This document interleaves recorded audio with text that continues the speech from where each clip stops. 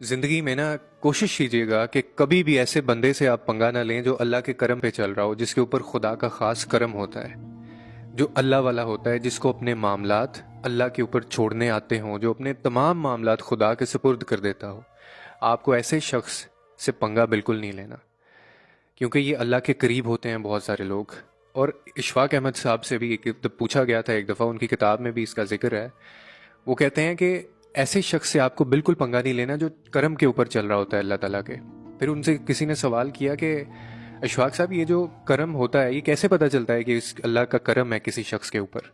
तो आगे से आपने फरमाया कि इसका तो कोई फार्मूला नहीं है कि अल्लाह का करम किन लोगों के ऊपर होता है या कौन लोग करम वाले होते हैं, लेकिन हाँ, मैंने जो मुशाहिदा किया है वो कहते हैं कि मैं वो आपके सामने रख देता हूँ यानी मैंने जिस जिस को भी देखा है जो करम वाला था, जिसको मैंने करम वाला पाया, उनकी मैं कुछ निशानियां आपको बता देता हूँ। ऐसे लोगों से आपने कभी पंगा नहीं लेना, ऐसे लोगों को कभी आपने तंग नहीं करना, बिला वजह उनको तकलीफ अजियत नहीं देनी आपने, क्योंकि इनका डायरेक्ट अल्लाह के साथ ताल्लुक होता है। अब उन्होंने कहा वो कौन सी ऐसी चीज़ें थीं? आपने कहा कि जब भी मैंने कोई ऐसा बंदा देखा जिसके ऊपर रब का अल्लाह का करम था, मैंने उसको आजिज़ पाया हमेशा।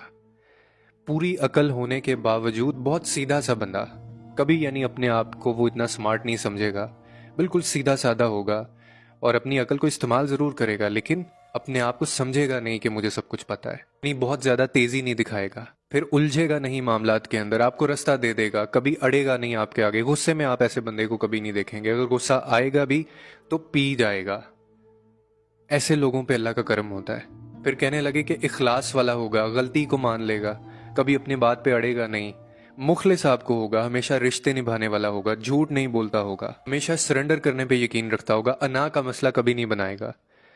जिसके ऊपर अल्लाह का करम होता है ना, उसकी ज़ात से हमेशा दूसरों को फ़ायदा होता आप देखेंगे। वो खुद बहुत कम आपको फ़ायदा लेता हुआ नजर आएगा। और हम लोग पहले अपना फ़ायदा सोचते हैं। हम पे खुदा का करम कैसे हो?